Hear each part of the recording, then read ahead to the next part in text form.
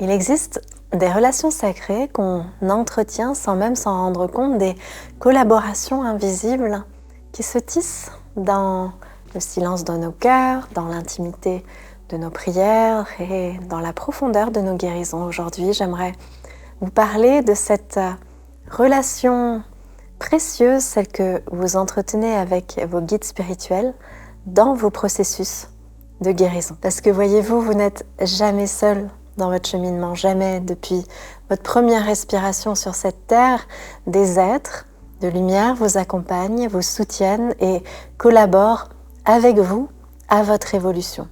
Cette collaboration, elle n'a rien de théorique, elle est vivante, tangible, transformatrice et elle peut modifier radicalement la façon dont vous allez traverser vos épreuves, la façon dont vous guérissez, la façon dont vous rayonnez votre lumière. Alors, ouvrons ensemble cet espace sacré, respirons ensemble et laissons-nous être enseignés par ces êtres d'amour qui ne demandent qu'à nous révéler leurs secrets. Et si, depuis votre naissance, une famille spirituelle invisible veillait sur vous? La famille spirituelle invisible, imaginez un instant, imaginez que depuis votre naissance, des êtres qui vous connaissent depuis toujours, qui ont participé au choix de votre incarnation, qui connaissent votre chemin d'âme mieux que vous-même, vous accompagnent et marchent à côté de vous. Cette famille existe et elle vous entoure en ce moment même. Il y a d'abord votre guide principal, cette âme ancienne, sage et aimante qui a choisi de vous accompagner pour toute cette incarnation, qui vous connaît intimement, qui connaît vos forces, vos défis, votre potentiel unique, qui était là avant votre naissance et qui sera là après votre naissance. Ce guide principal, c'est votre soi supérieur. Il ne dicte pas votre chemin, mais il illumine les carrefours, vous murmure les encouragements dont vous avez besoin et vous protège quand c'est nécessaire. Et puis, il y a ces êtres qui viennent vous assister pour des aspects un peu plus particuliers de votre évolution, qui vous accompagnent dans votre processus de transformation profonde, qui connaît vos blessures d'âme, qui sait comment dissoudre les nœuds énergétiques les plus anciens.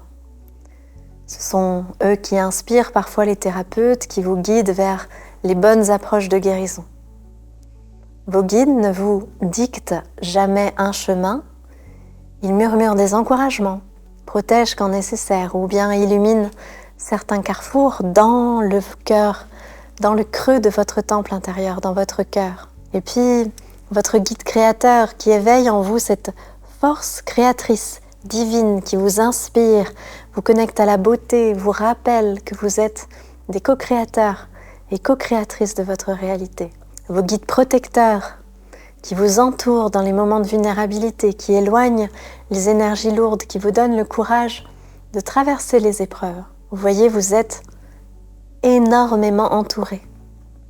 Et puis tous ceux qui viennent pour des périodes spécifiques, quand vous traversez une crise, quand vous entrez dans une nouvelle phase de vie, quand vous développez de nouveaux dons. Ça peut être aussi vos ancêtres guéris d'ailleurs, parmi eux. Vos ancêtres guéris, ce sont ces âmes de votre lignée qui ont achevé un processus de guérison, disons, dans des dimensions invisibles et qui reviennent pour vous soutenir. Cette arrière-arrière-grand-mère que vous n'avez jamais connue, mais qui veille sur votre lignée féminine, ce grand-père qui vous transmet sa force tranquille, toutes ces femmes de votre lignée qui ont transformé leur souffrance en sagesse et qui vous offrent maintenant le fruit de cette transformation, qui comprennent vos défis de l'intérieur parce qu'ils ont porté les mêmes blessures familiales et qui savent exactement ce que vous traversez parce que tout simplement, ils l'ont traversé avant vous.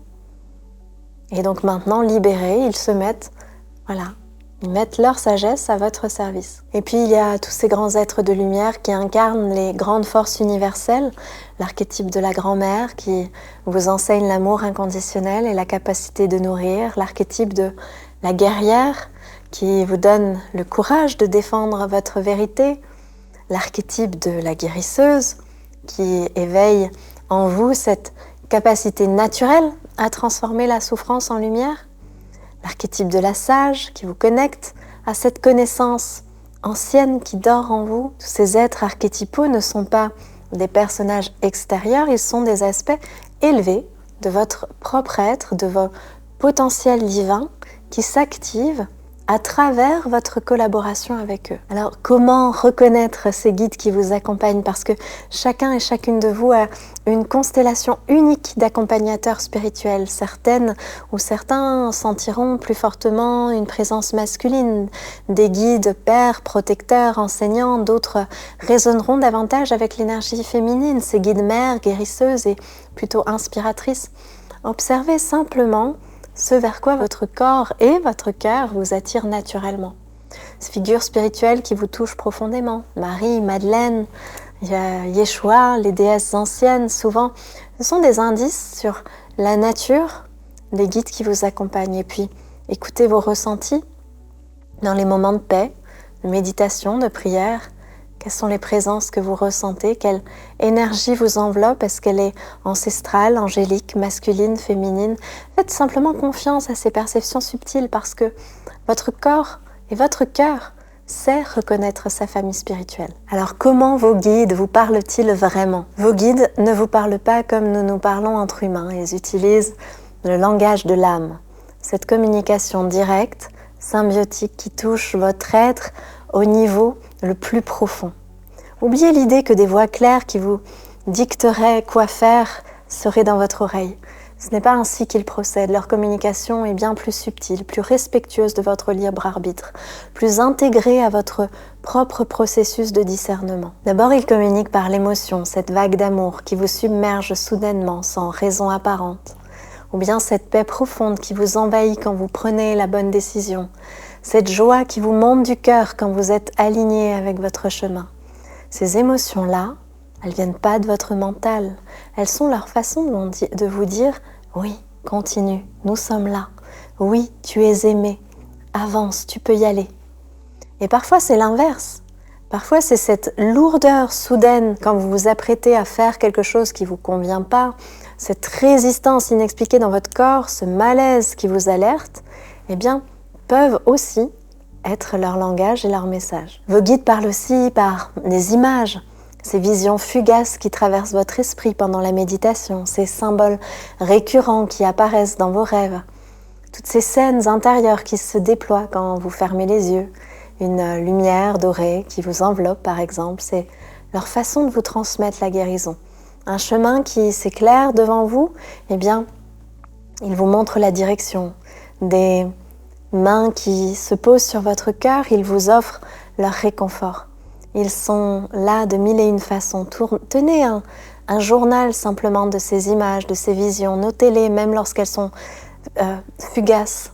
Et avec le temps, vous allez découvrir que le langage symbolique que vos guides utilisent avec vous, c'est un langage symbolique personnel, propre à vous. Votre corps est un récepteur magnifique de leur guidance. Ces frissons qui vous parcourent quand vous entendez une vérité qui vous parle, une vérité profonde, cette chaleur dans votre cœur quand vous rencontrez une âme sœur, cette expansion dans votre poitrine quand vous prononcez une vérité de façon authentique. Vos guides utilisent votre corps comme un instrument de navigation spirituelle. Cette contraction dans le ventre qui vous avertit d'un danger énergétique, cette ouverture dans le cœur qui vous confirme que vous êtes dans le juste. Voyez, de toutes ces façons-là. Mais leur canal de communication le plus direct, c'est votre intuition. Cette connaissance immédiate qui surgit sans processus mental. Ce savoir qui vous traverse juste comme une évidence. Je dois appeler cet ami maintenant. Je ne dois pas aller à ce rendez-vous. Cette personne a besoin d'aide. Il faut que je change de direction. Tout ça, ce sont leurs messages. Cette intuition-là, c'est votre ligne directe avec vos guides. Plus vous faites confiance à cette ligne, plus elle se précise, plus vous la suivez et plus elle vous guide avec justesse. Ne la confondez pas avec vos peurs ou vos désirs parce que l'intuition guidée, elle est neutre, paisible et aimante. Elle vous pousse jamais à blesser, à manipuler ou à fuir par lâcheté. Jamais. Parfois, évidemment, aussi, vos guides vous parlent à travers d'autres personnes. Cet ami qui vous dit exactement ce que vous aviez besoin d'entendre, ou bien cet inconnu dans la rue qui vous offre le sourire dont vous aviez besoin, ce thérapeute qui a les mots justes pour votre guérison. Vous pouvez voir vos guides dans tous les actes du quotidien. Ils utilisent tous ces canaux humains pour vous atteindre parce que, voyez-vous, nous sommes tous interconnectés, nous pouvons tous devenir à notre insu les messagers de l'invisible pour nos sœurs et nos frères humains. Mais le plus beau, c'est que chaque relation avec les guides est unique. Ils développent avec chacune d'entre nous et chacun d'entre nous un langage particulier, des codes personnels, des façons spécifiques de communiquer. Certaines les entendront plus dans la nature, le chant des oiseaux, le murmure du vent, le message des arbres, selon leur propre sensibilité. D'autres les percevront dans l'art, dans cette émotion qui monte devant un tableau, dans cette révélation qui naît à l'écoute d'une musique. Soyez simplement patiente avec vous-même. Cette communication subtile, elle demande du temps pour s'affiner. À partir du moment où on commence à y prêter son attention, à y mettre de la conscience. La réception de leur message se précise avec simplement la pratique et l'attention que vous y portez. Alors au début de votre relation consciente avec vos guides, vous fonctionnez souvent sur le mode de la demande. Aidez-moi, guidez-moi, protégez-moi. Et c'est parfaitement naturel. Mais avec le temps, cette relation, elle va évoluer vers quelque chose de plus profond, vers vraiment une co-création consciente. Vous commencez à ce moment-là à comprendre que vous n'êtes pas juste une bénéficiaire passive de leur être, mais que vous êtes leur partenaire incarné, leur main et leur cœur dans la dimension physique. Eux, ils apportent la sagesse, l'amour, la vision élargie, et vous apportez l'action, la manifestation, l'ancrage dans la matière. Et ensemble, vous créez des miracles. Et dans vos processus de guérison, cette collaboration, elle devient magique, parce que voyez-vous, vos guides voient vos blessures dans une perspective multidimensionnelle. Ils perçoivent la mémoire cellulaire qui se cache derrière votre douleur physique. Ils comprennent la blessure d'âme qui nourrit votre schéma répétitif. Ils voient les fils karmiques qui relient votre souffrance présente à des événements antérieurs ou à des vies antérieures. Quand vous entrez dans un processus de guérison profonde, appelez-les consciemment. Dites-leur, je suis prêt à voir ce qui doit être vu. Je suis prête ou prêt à libérer ce qui doit être libéré. Montrez-moi, guidez-moi et soutenez-moi. Et puis observez les rêves qui arrivent, les insights qui surgissent, les mémoires qui remontent, les synchronicités qui se manifestent pour justement vous orienter vers les bonnes ressources de guérison. Et cette collaboration, elle devient encore plus puissante quand vous l'appliquez à votre mission de servir l'humanité. Car vos guides connaissent parfaitement cette mission, ils l'ont co-créée avec vous avant votre incarnation. Quand vous vous demandez quel est mon but ici, comment puis-je servir, quelle est ma contribution unique, eh bien c'est à eux que vous posez ces questions. Et ils répondent. Pas toujours immédiatement, pas toujours clairement, mais ils répondent. Une inspiration soudaine, une porte qui s'ouvre, une rencontre qui change tout, une certitude profonde qui naît à l'intérieur de vous. Vous voyez, leur rôle, c'est pas de vous imposer quoi que ce soit, c'est de vous aider à vous souvenir du chemin que vous avez choisi et de vous rappeler que vous êtes vraiment venu ici et qui vous êtes. Pour approfondir cette collaboration, je vous invite à établir un rituel de connexion régulière avec eux. Pas besoin de grandes cérémonies, vous savez. La simplicité, c'est souvent la façon la plus puissante de rentrer en contact avec eux. Par exemple, chaque matin, avant de démarrer votre journée, prenez juste quelques minutes pour vous centrer, posez une main sur votre cœur, respirez profondément et dites simplement intérieurement « Mes guides bien-aimés, je vous invite dans ma journée. Guidez mes pas, inspirez mes paroles et orientez mes choix. » Et le soir, avant de vous endormir, simplement remerciez-les. Remerciez-les pour les guidances reçues et même pour celles que vous n'avez pas consciemment perçues. Remerciez-les pour leur présence constante et leur amour. Et demandez-leur de travailler avec vous pendant votre sommeil, de vous enseigner dans les dimensions subtiles, pour poursuivre votre guérison pendant que votre conscience ordinaire se repose. Et puis apprenez à reconnaître leurs interventions dans votre vie quotidienne. Ce n'est pas toujours spectaculaire, vous savez, souvent c'est très subtil, mais cette intuition soudaine qui vous fait changer de chemin et éviter un accident, cette pensée qui vous pousse à appeler quelqu'un qui avait justement besoin de vous, ou bien ce retard inexpliqué qui vous fait éviter une situation difficile, tous ces petits miracles quotidiens ne sont pas le fruit du hasard, ce sont simplement vos guides qui orchestrent, protègent et orientent vos pas en douceur. Quand vous commencez à voir leurs mains dans votre vie, eh bien votre confiance grandit, vous cessez de vous sentir seul dans vos défis et vous comprenez que vous êtes soutenu, guidé et aimé à chaque instant. Et puis n'hésitez pas à leur demander des signes spécifiques quand vous avez besoin de confirmation. Mais attention, faites-le avec respect et discernement. Simplement ça.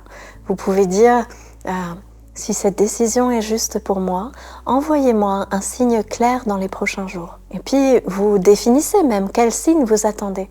Un animal particulier, une chanson spécifique, une rencontre inattendue, ou plus sage encore. Laissez-les vous proposer.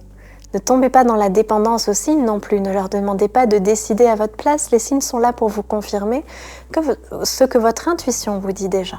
Pas pour vous déresponsabiliser de vos choix, jamais. Ensuite, devenir canal est une responsabilité sacrée, c'est-à-dire que vos mots vont impacter d'autres âmes.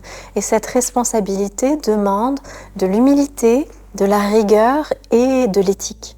Parce qu'à certains stades de votre évolution, quelque chose de nouveau peut émerger. C'est plus seulement vous qui recevez la guidance de vos guides pour votre propre chemin, mais vous devenez capable de la canaliser pour les autres. Cette capacité, elle ne se force pas, elle se développe naturellement quand vous avez suffisamment purifié votre canal, affiné votre discernement et suffisamment stabilisé votre connexion. Quand une amie vous demande un conseil, au lieu de répondre avec votre mental, prenez simplement un moment pour vous centrer, respirer, connectez-vous à vos guides et demandez qu'est-ce que cette âme a besoin d'entendre maintenant. Et puis laissez venir. Laissez les mots s'écouler sans les filtrer par votre mental. Souvent, vous serez surpris de ce qui sort de votre bouche. Des phrases que vous n'aviez pas préparées ou bien des idées que vous ne compreniez même pas vous-même avant une seconde avant. C'est ça, la canalisation, cette fluidité où vous devenez transparente à la sagesse qui demande à pouvoir passer. Mais jamais, jamais ne dites à quelqu'un « mes guides disent que tu dois faire ceci ou cela ». Par pitié, les guides ne donnent jamais d'ordre. Ils éclairent, ils suggèrent, ils offrent des perspectives. Votre rôle, c'est de transmettre l'information, la perspective élargie. Mais la décision, le choix, l'action appartiennent toujours à la personne elle-même. C'est un chemin absolument magnifique et qui est un petit peu exigeant. Il demande une discipline spirituelle, une purification énergétique, une humilité à toute épreuve. Et tout ça, ça s'apprend. Si c'est votre voie, vos guides vous y prépareront progressivement. Ils vous enseigneront, vous protégeront et vous guideront pas à pas dans le développement de cette capacité sacrée vers les personnes qui pourront vous aider. Faites-leur confiance, soyez simplement patiente avec le processus et rappelez-vous toujours, vous n'êtes pas la source de cette sagesse, vous êtes son véhicule.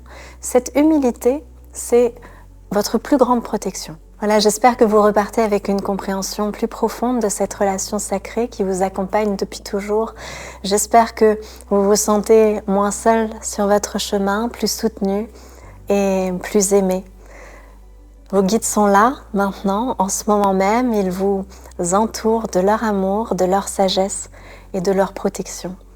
Et tout ce qu'ils attendent, c'est que vous leur ouvriez consciemment la porte et que vous les invitiez dans votre vie quotidienne, que vous appreniez à reconnaître leur langage et que vous leur fassiez confiance. Quant à moi, je vous remercie du fond du cœur pour votre écoute et votre présence toujours plus nombreuse et tous vos messages et témoignages que vous nous envoyez toujours plus nombreux. Merci à tous et à très bientôt.